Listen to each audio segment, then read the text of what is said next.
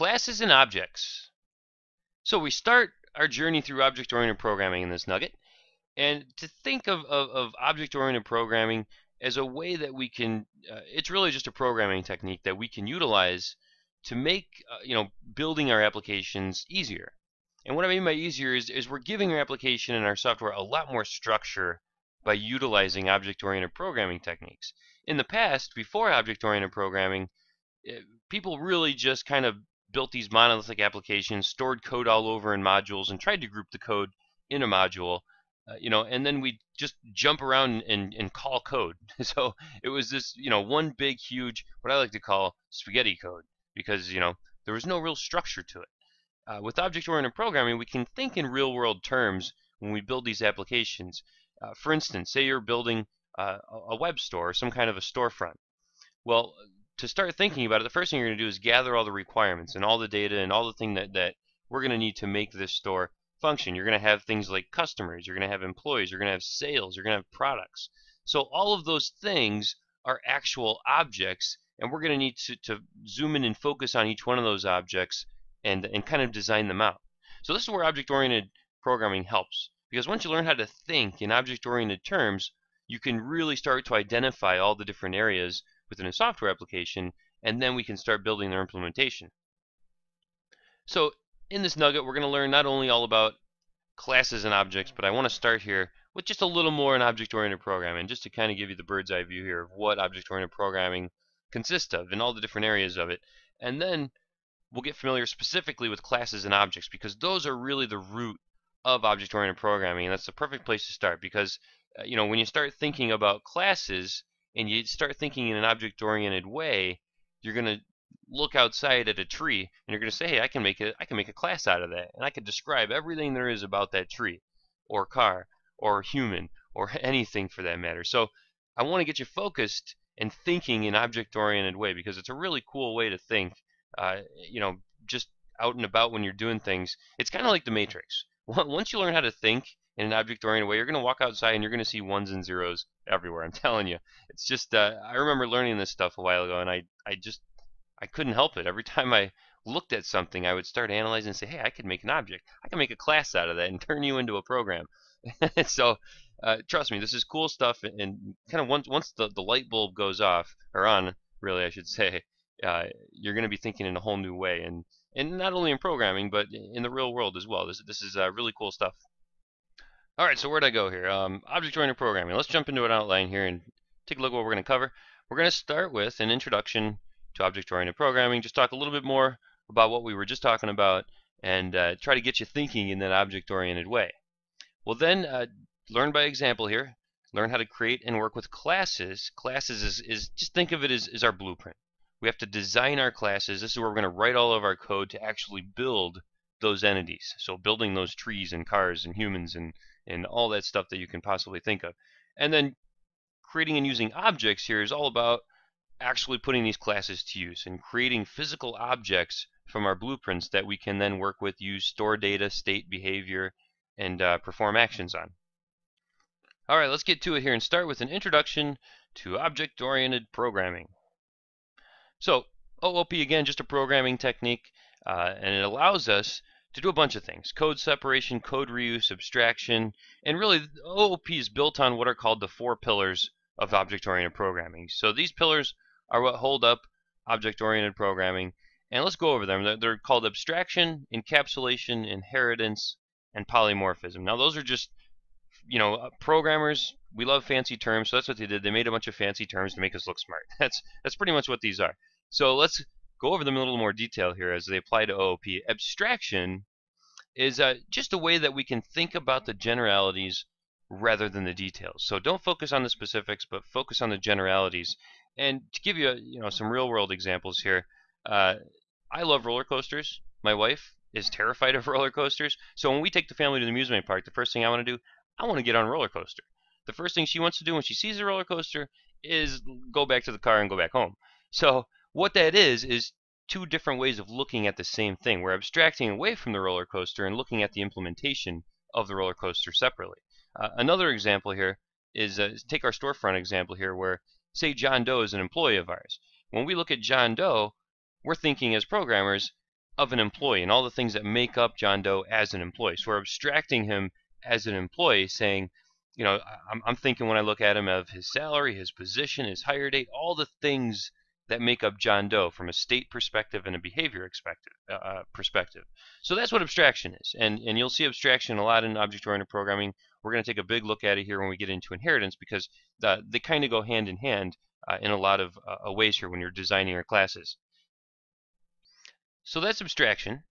Encapsulation is kind of a way for us to do something without having to actually do it, or without having to know how it's done.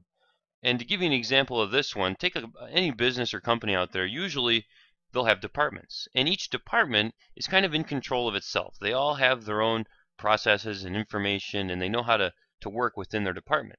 So when departments have to work together, they have to collaborate. And so if I need something from the sales department to say, hey, can you do this for me? They're going to do it, and I don't have to know how they did it. I just know that it's going to get done because I asked them to do it, and they control the internal details of how to do it. So that's encapsulation. Is in the terms of computer programming here, we're going to create a bunch of classes that are going to rely on each other, and they're going to need to cooperate and collaborate with one another. But they can do it without having to know the other's implementation. We can just simply call a method on a class, and it'll get done, and we don't have to know how it got done. Now, inheritance is all about code reuse. And inheritance is really cool. Once again, you start thinking in an object-oriented way, because this is how we can really kind of harness the power of object-oriented programming. To give you an example of inheritance here, things that are similar still have differences, and things that are different often have similarities. And to give you an example, take a look at you and me. We're both humans, most likely, but the differences lies in the details, right? Because we probably speak differently, look different, all that kind of thing. But still, at the very base, we still have common behaviors. We still have to eat, we still have to sleep, we still have to, talk, communicate, all that sort of stuff.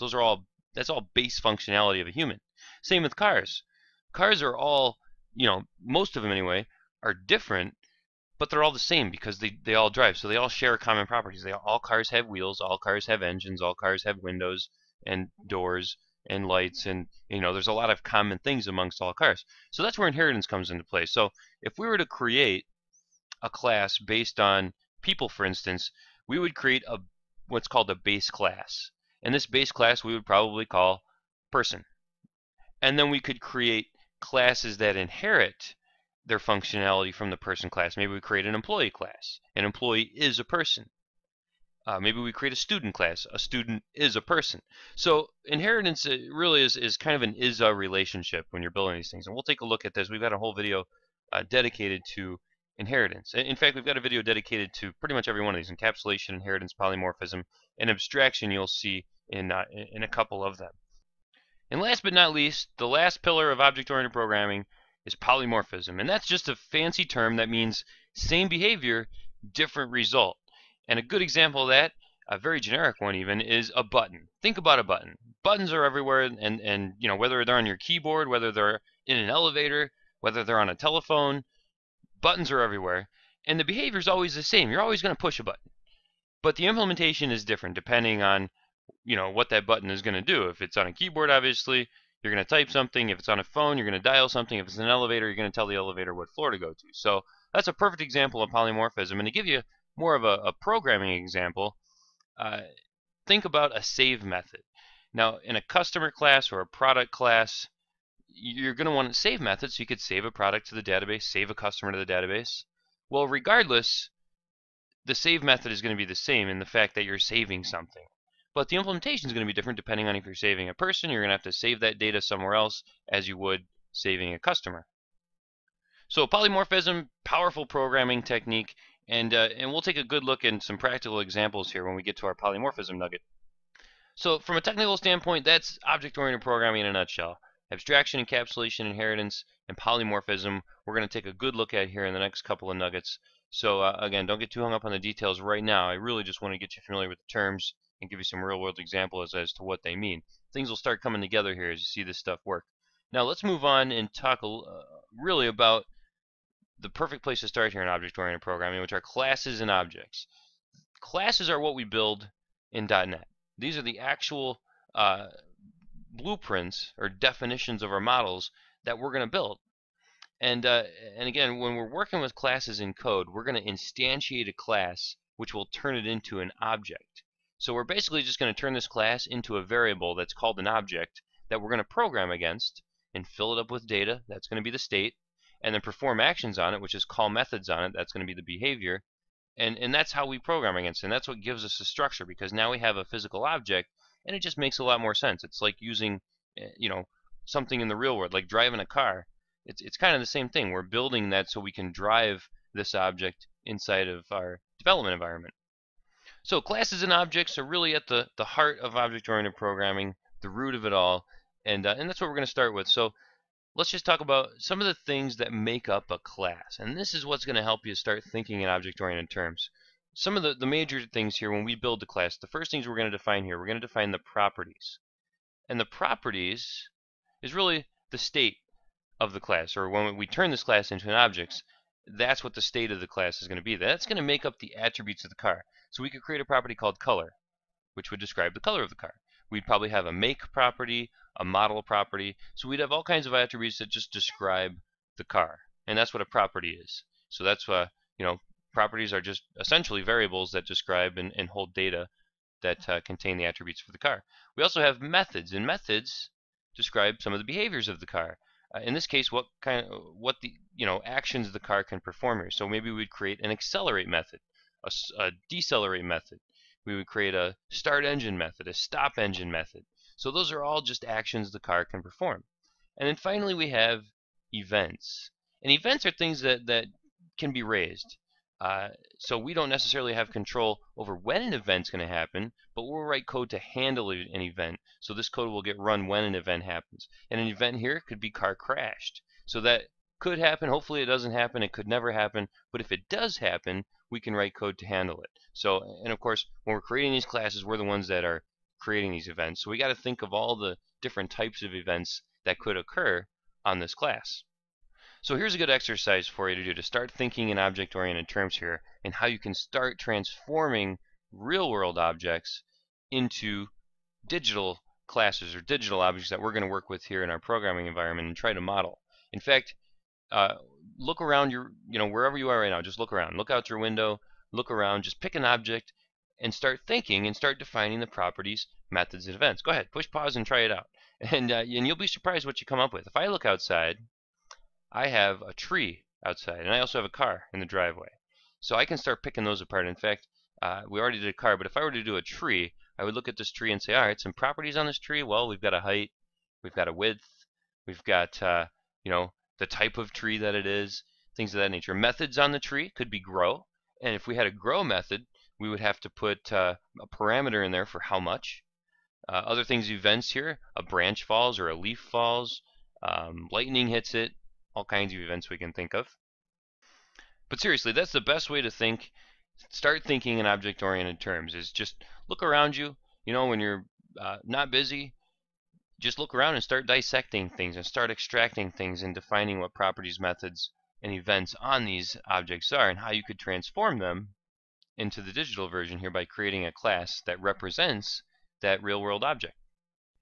So once you get kind of familiar and comfortable with that, you've got the basics of object-oriented programming, at least from a design standpoint, down. Then it's just a matter of getting familiar with how to build classes, the syntax for creating properties, methods, events, and all the little nuances that go with that, which I'm going to show you here in the rest of this nugget. And that's that. So from there on, it's just a matter of creating objects from our classes and working with them in code.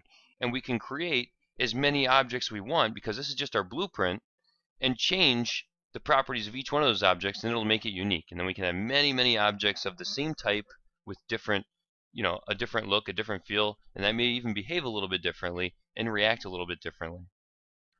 All right, I think it's about time we get into some code and learn how to build these classes and then turn them into live objects so we can work with them in code and put data into them and do everything that we can do here with object-oriented programming. And we actually built this person class in a previous nugget and used it. And it was a very simple class that just had 4 properties in it to store information about a person. And we're going to expand that. We're going to turn that into a full-fledged class in this nugget, and then we'll take it through the pillars of object-oriented programming in the next couple of nuggets so we can really see how to evolve the class from a very simple class to a full-blown class that it supports polymorphism, inheritance, and encapsulation, all while using some abstraction techniques.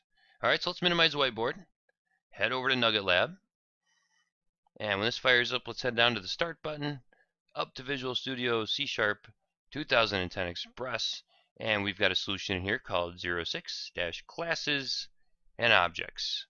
So within here I've got a folder called classes, and we've got this person class.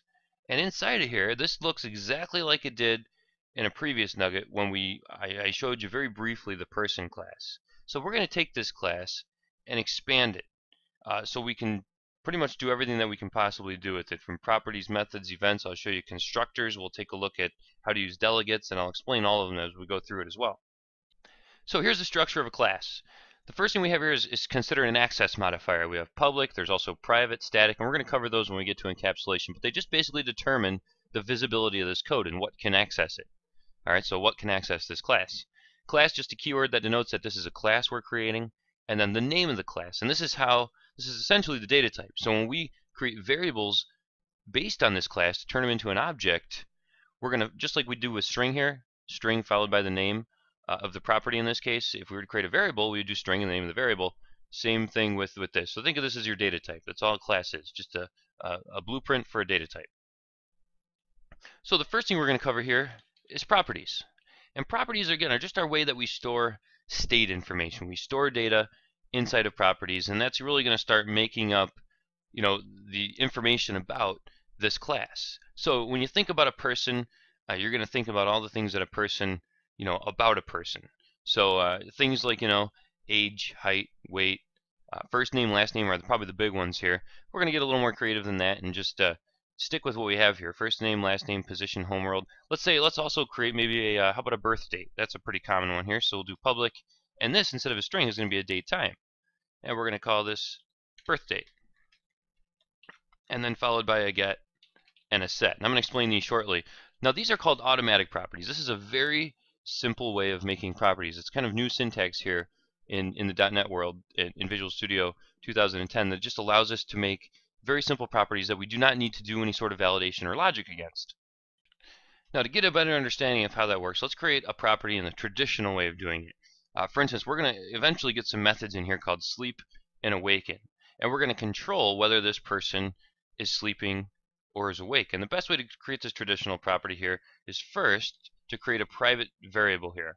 So we're going to call it isSleeping to track whether this person is sleeping or awake. So this is going to be a Boolean here. So we're going to do a private bool isSleeping, just like so. So this is a private variable, meaning that it's only accessible within this class. So it's protected. So this is a little bit of encapsulation you're seeing in action here.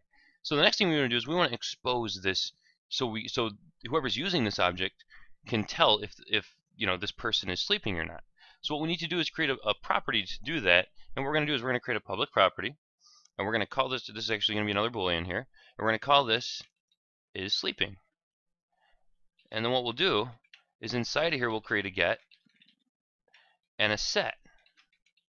So this is a traditional way of creating a property, because what we do here is we would basically expose only what we wanted to expose.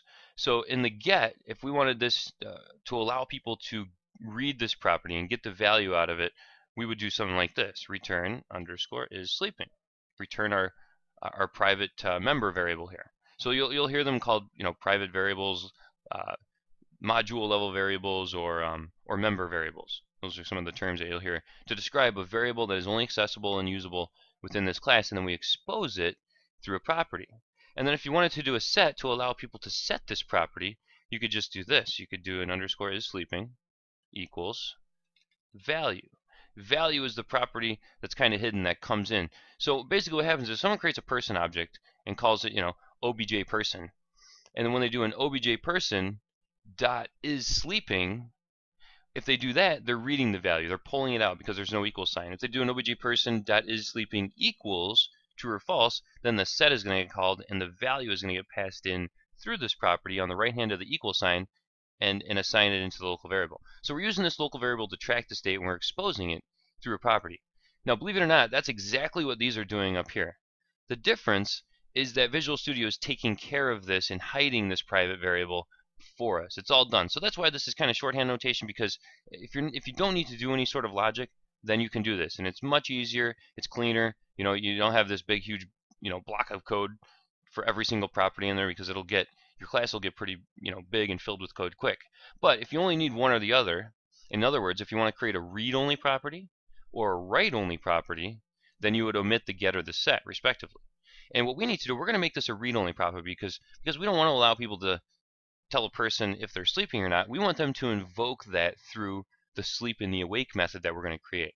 So we're going to control whether they're sleeping or not based on if they call sleep or awake. So what that means is we need to get rid of the set, because we're never going to allow anybody to write to this property. This is a read-only property. We're going to allow them to find out if they're sleeping through this property, but they're not going to be able to set it. So this is a perfect example why we would need to use the traditional syntax, because you can't just omit the set out of a standard property here. C# will get mad. In fact, if I hit rebuild here, see that? It's getting mad. It's telling you, oh, you can't do that because that's unsupported in automatic properties. So let me just undo that, and that's how we can do properties.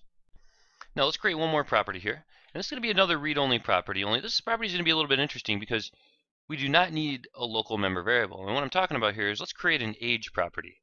So public int age. All right, and inside of this age property, all we need is a get. And inside of our get, what we're going to do is put a little logic in here, because we're going to run this off a birth date. So birth date is essentially going to be the data, the member variable. It's all stored here in our automatic property. And what we're going to do first is we need a little check in here to say if the birth date equals null, then we're just going to go ahead and return 0 here. No, we don't even need the double brackets. You know what? We're just going to do shorthand notation here. Keep it nice and simple, less code to work with. Return 0. So if it's null, it's just going to return 0 as the age. That's our little validation check. If not, we want to return the actual birth date. And I'm just going to give us a little more room to work with. There we go. Looks a little better. And so what do we do here? Well, we're going to return, and we're going to do a datetime.now.subtract. We're going to subtract from birth date days and divide it by 365 days a year. 365 days in a year. So that should do it. This should return us the age based on the birth date. And by the way, what we're saying there is subtract the birth date, whatever's stored in this birth date property, subtract it from the current date and time, and then give us the days. So that'll give us the total days between now and the birth date. And then we just need to divide that by 365 to get us the current years, which will return the age. So there's a look at properties. That's how we can make properties, both the traditional way of doing it by using member variables and using automatic properties. And you'll see how we can use them in code here coming up when we're finished building the class. Now, let's take a look at methods. How do we create methods? The actions, the behaviors that this class supports. Well, let's create a couple here. I'm just going to tag this here with the comments so we know kind of where each area is within this class. So let's create a couple of them here. Let's create a talk method, a sleep method, and an awaken method. So the first thing we want to do is create a talk method. And this method is going to return a string value because we're going to speak. So we want to return whatever the class is going to say here. So we'll create a method called talk. And this is just like creating a method as we did in previous nuggets. It's just that it's sitting inside of a class, so we can call this method on the class here when we make it an object. But the first thing we need to do is we're going to actually check our property here. Our local variable here is sleeping, our member variable. We're going to check to make sure that they aren't sleeping, because we could say they could talk in their sleep, but in this case we're going to say you can't have a lucid conversation while you're sleeping. So let's do this. Let's do an if underscore is sleeping equals true. Then how about we throw an exception? Throw a new exception. How about cannot perform this action while sleeping? Something like that. There we go. Alright, looks good. So if that's the case, if they're sleeping, it's going to throw an exception and tell them, sorry, you can't do this while you're sleeping. If that isn't the case, we're going to return. How about let's just do a string.format, and inside of here we'll do a 0, 1 says hello. something like that. There we go. Oop, I already had my commas there. And now we're just going to reference the properties within this class. So if we just start typing first name, there it is, and last name, there it is. All right, so what that'll say then is the first name, whatever this class is set to, has its first name set to, whatever it has its last name set to, says hello. So when anybody calls the talk method, that's what's going to get returned.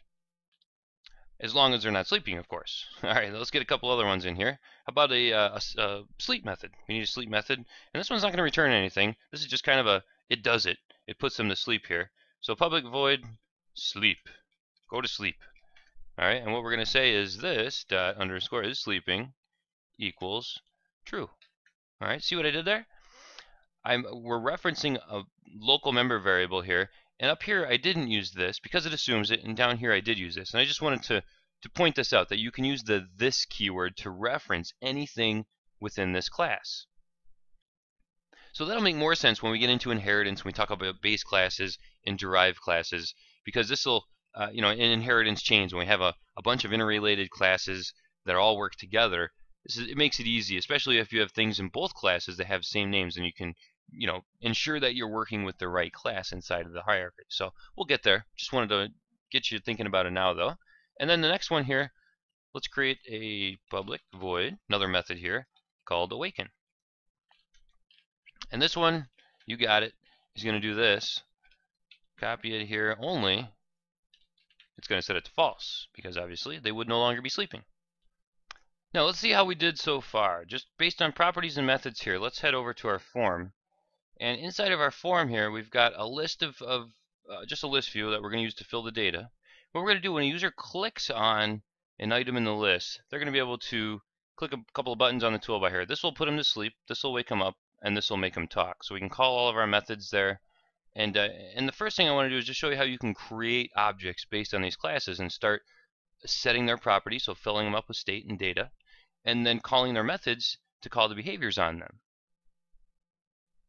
So let's actually go back to the form here, and let's go into the code behind for our form. And if we scroll down here, I've just got some skeleton code set up here. You can see nothing crazy inside of here. And what we're going to do is we're going to actually call, inside of our load people here, we're going to create a bunch of people objects so we can load the list view with all of those people. All right, and I actually do have a sub created down here that called load person list view item. So this accepts a person object, and then we're just going to call the properties on that person to extract the data out of them and load up the list view. All right, and we'll come back to here and I'll explain a little bit more about that. First, I just want to get you familiar with how to create these objects in code, live objects based on our class here. So what we do is tag it that it's a person, followed by the name of the person. So let's create Skywalker here, just like so.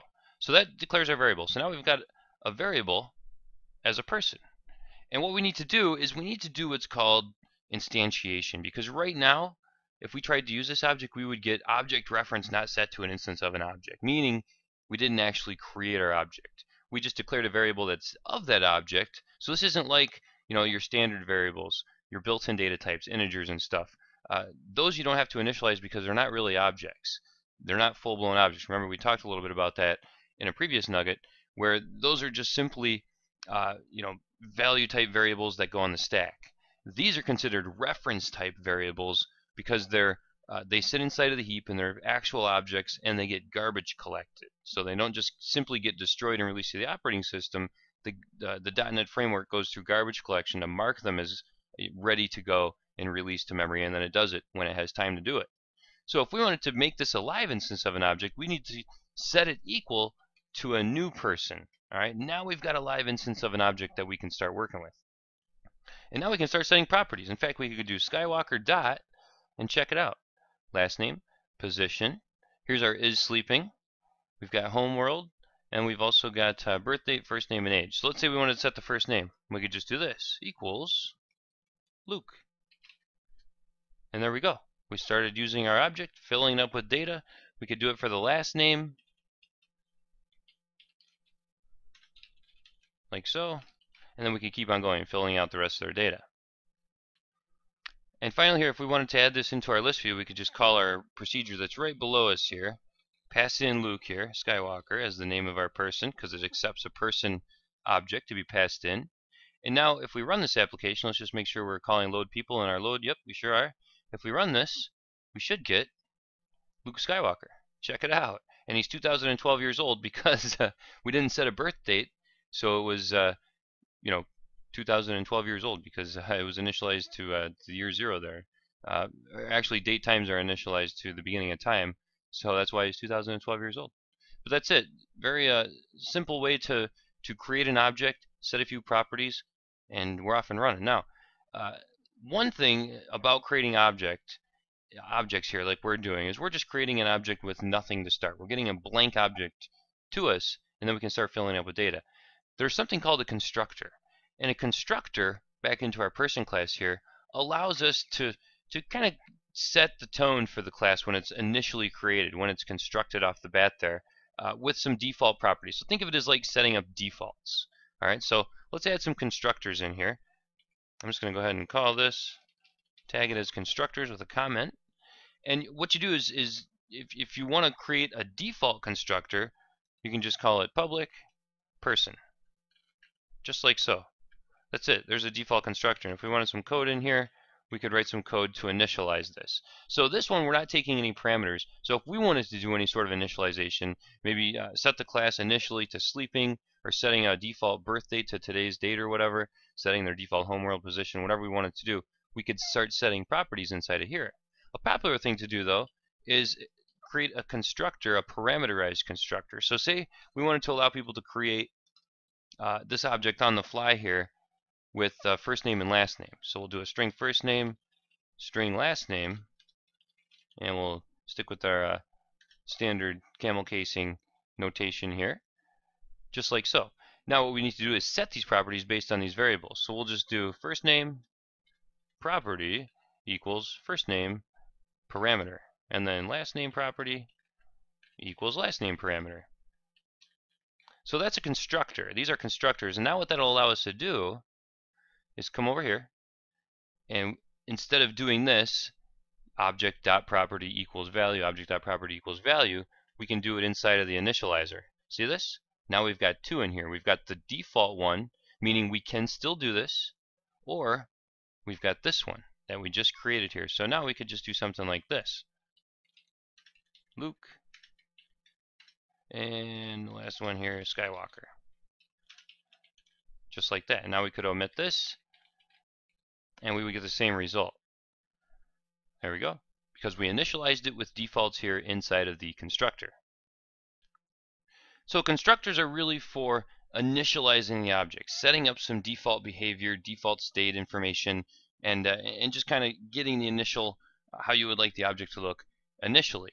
Now another new feature here in Visual Studio 2010 is called object initializers, and it's really cool because it lets us, if you're going to do simple things like this with your constructors that just simply set properties, well, you no longer have to create a constructor for it, because a lot of times you'd have lots of constructors that span all the different ones, all the different combinations and possibilities that you'd allow people to initialize your object with, and that got messy fast. So now we can save constructors for truly initializing the behavior and kind of things that are outside of just the state of the object, because we've got this object initializer syntax, which allows us to do something like this. If we were just to set properties, we could add at the end of this a little squiggly bracket, a couple of them, and then in here we could do first name equals Luke, and then we could do last name equals Skywalker, etc., etc. We could do them all if we wanted to inside of here. And the nice thing about this is you can do as many as you want or as little as you want. You can do any sort of combination of setting them all in one line of code. So really handy, and it just looks a lot cleaner and a lot nicer. In fact, I've got on the clipboard a couple of them here. I made Skywalker, Vader, and myself. All right, so there we go. All of our first name, last name, position, home world, and birth dates in there. And then we call their respective load person list view item, which will pass in that object, person object, into our routine down here. And by the way, just to go over this again here, up here we're calling the sets. First name equals value. That's calling the set, and that's passing this value into the value variable that you see. Take sleeping for instance. Oh no, wrong one. Actually, we looked at that when we had sets, didn't we? We don't have any sets. We have read-only properties here, but it's actually going to call this set right here, which that value parameter will it pass in, and that's what allows them to set the birthday. So these are set operations up here. Down here, inside of our routine that accepts the person object, these are get operations. We're just doing P for person dot first name. That'll extract the first name out and add it to the list view. Then we're just going to add all these sub items below, and then we're going to stuff inside of the tag. The tag property, you can put any object in, and an object can be anything. Kind of the very first base object in all of programming here in the .NET framework. At the root of everything is the object class, and we're going to talk about it when we get into inheritance. But that just basically means we can put anything inside of this tag property. So we're going to stuff the entire person object in here so we can pull it out and reference it when we need to. And that'll make more sense here when we get into methods, because we're going to need to get this person object back so we can call a method on it. All right, and then we just add it into the list view. So if I run this, there we go. All of the items with their ages and their homeworlds and positions, so on and so forth. All right, let's take a look at how we can work with methods. And actually, let's look at that tag property here and how we can work with this. So what we're going to need to do, let me just run this again to kind of talk you through it. So when a user selects an item here and then they click on one of those buttons, we want to call the method on that specific person object. Right? So when we want to make sure when we hit the talk button that we get Darth Vader's person object and he talks. All right, so we're going to track that by figuring out what object the user has selected, what list item the user has selected. So think about underneath each one of these objects is that actual person object stored in the tag property. So that's why we stored it in the tag property, so we can get it back out and then we can make it talk and call methods on it. All right, so let's do this. Let's head up to the top, and we need to create a module level variable here to track the current person. So we need another person object. We're going to call it current person, just like so. All right, so now we've got a current person, and we need to fill this individual up. Anytime a user clicks on that list item, a person in the list, we're going to fill this person up with that person object that's stored in the tag property. So let's go into the LV people selected index changed event. This event fires anytime a user clicks on an item within the list. So we're just going to make sure that the selected items that count is greater than 0, otherwise you'll get an error if you try to work with a selected item that isn't there. And all we're going to do here is set the current person equal to, and we're going to convert it here to a person, the LV people dot selected item 0. Oop, let's do that again. Dot selected items. There we go. We want the 0 index because the selected items is a collection, meaning if you hold your control key down and select a bunch of items, then there will be more than one. But I turn this into a single item select box, so you can only choose one item at a time. And then we want to extract the tag property. So what this is going to do is anytime a user clicks on an item in the list, it's going to store in the current person variable, the module level variable here that we're working with, it's going to store the person object that's stored in the tag by converting it to a person.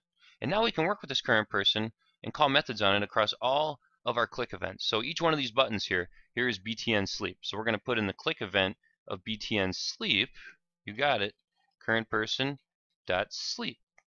Calling the method, right? Same thing with, let's say awake here. btn awaken, we're going to do current person dot awaken. Oop, not age. Awaken. There we go. And then finally here we have talk right up here, so I'll just go ahead and put it in here. Current person dot talk. And there we go. So we've called all three methods on here, which are tied to each one of their respective buttons. And you know, one thing I just realized before we run this application is calling the talk method is going to return a string. So we need to output that to the window. So let's just do a message box dot show, and that should do it. That'll actually show the message box that they're speaking. Right? So now let's run this. So every time we're clicking on this, we're filling up that current person with that value. And if we hit talk, check that out. Darth Vader says hello. Skywalker says hello, and then I say hello. All right. So, and if you wanted to, the best way to see this stuff in action here is if we head on down into our code while the application is running, and I'm just going to set a breakpoint right here. And now, if we click on Vader, and then we look here at this _current person, see that? Or you could just hold your mouse over current person here. Check it out. There is our class, only as an object filled up with data. Pretty cool, right? So that's one way to do it. In fact, if I hit F5 to continue, click on myself, do the same thing, you can see current person has now changed to myself. So that's how we can work with objects live based on classes. Now, one thing I would like to do though is we need to add events into this mix, because right now if I hit run and let's put Vader to sleep, there's no way we really know that he's sleeping. And if we try to talk, guess what? He's sleeping, and we don't have any exception handling in our main form here, which we should probably get some in there. But look what happens here.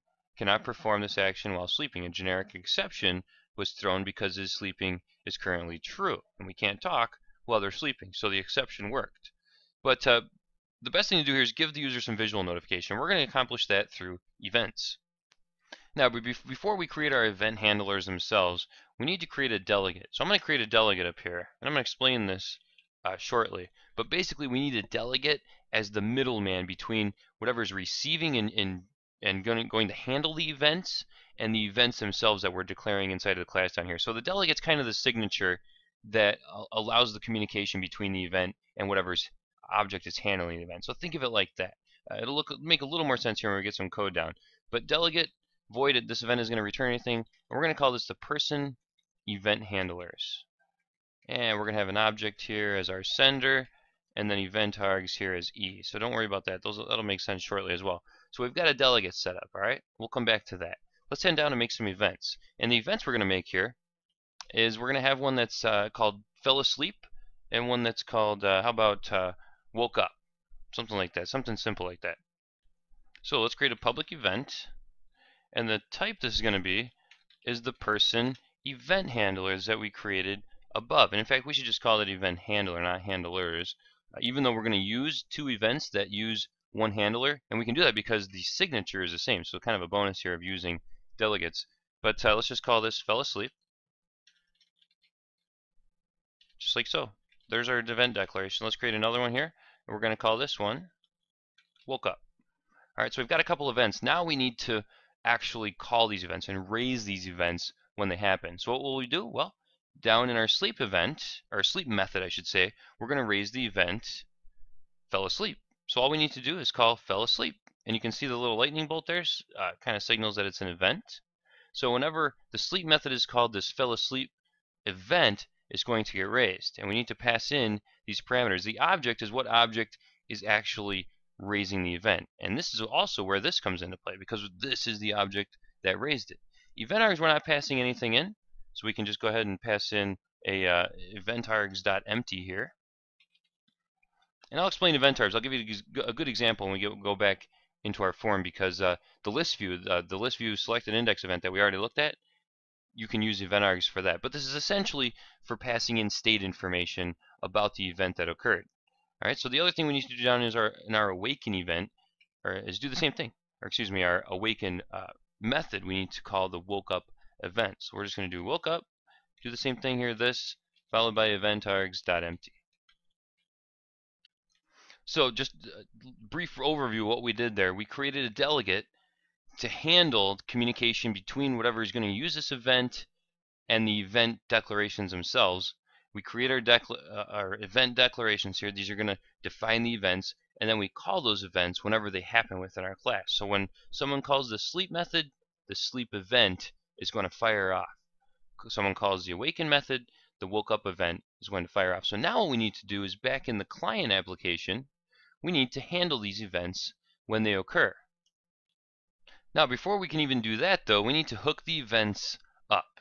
So what we need to do is, on the current person here, we're going to hook the events up and create an event handler for it. So if we do current person dot fell asleep, just like those, see that event there, plus equals, because we're going to attach a method to this event. And now we can start having C# and Visual Studio here auto write code for us. So I'm going to hit tab, and that's going to create what's called the event handler. See that it hooked up to our delegate there, the person event handler? And now it wants to create this method in here. So if I hit tab again, oh, I missed it because the tooltip went away. Let's just try that again here. Plus equals tab, and then if I hit tab again, see that down here? It created the actual event handler for us and set everything up with the same signature as the delegate that we created and the same signature of the event. So since we hooked this up to fell asleep, whenever we call the sleep method, because we hooked it up to this event, this method is going to get called. It's going to get raised when the event gets raised. So think of it as code is going to go from here, awaken, it's going to call this event, and it's going to hook back into our application and call into this event. So what we're going to do here is just something very simple. Let's just do a LV people dot selected items 0 index. How about dot back color equals color dot slate gray, something like that. That looks like they're sleeping. All right, so that's all there is to it. Now let's do the same thing with our woke up here. So let's do underscore current person dot woke up plus equals. I'm gonna hit tab once, tab twice to get the structure there, and we're gonna do the same thing here. Only when they wake up, we want to set them back to their default color here, and we can do that by just doing a color dot empty. There we go. So we've hooked up the event handlers into our actual current person object here. And again, use the plus equal to do that. Just hit tab a few times. It'll actually create the stub, the rest of the code here for us. And also, if you hit tab again, it'll create the actual event handling method that is then called. So now when we run the application, let's hit Luke Skywalker. Let's put him to sleep. Check it out. See that? So now he's sleeping. We've got visual notification because the event took place. It called back into the application, and we set the back color. Let's put myself to sleep here. Same thing. And now if we wake up Luke, there he is. He's back awake. If I'm awake, something like that. And also in that event, you know what we could do? Another wise idea here. If we make him sleep, we could disable the talk button in the event. And then when we wake up, we could re-enable it. So a little proactive programming there, because we can prevent the user from ever clicking this button when they don't need to. And that's always a wise thing to do, because you know users, they'll find a way to break things no matter what happens. So it's always good to prevent them from even making it possible to break the application. But that's how events work. And you see they kind of complete the picture in this sense, because now we have a way for when things happen to call back into our application and run code based on something that occurred. So that's object-oriented programming in a nutshell. And you know what? When you're building these classes and coding them up, 90% of the time you're going to be working with properties, methods, and events. That's really the meat and potatoes of building classes themselves. You know, a lot of it in object-oriented design is going to be inheritance and creating your class hierarchies, and that's going to come in just thinking in object-oriented terms.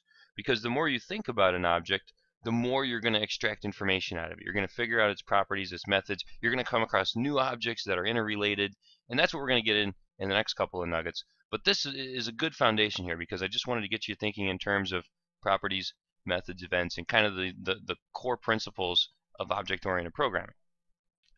So in this CBT nugget, we took a look at classes and objects. We started off here with an introduction to object-oriented programming, where I just wanted to get you familiar with what object-oriented programming is all about. We looked at the pillars of object-oriented programming, inheritance or abstraction, encapsulation, inheritance, and polymorphism, the pillars of OOP as we call it. And those are really what we're going to start getting into here in the next couple of nuggets. We just wanted to focus on the foundations here and kind of the root of object-oriented programming, which are classes, properties, methods, events, and creating objects from them.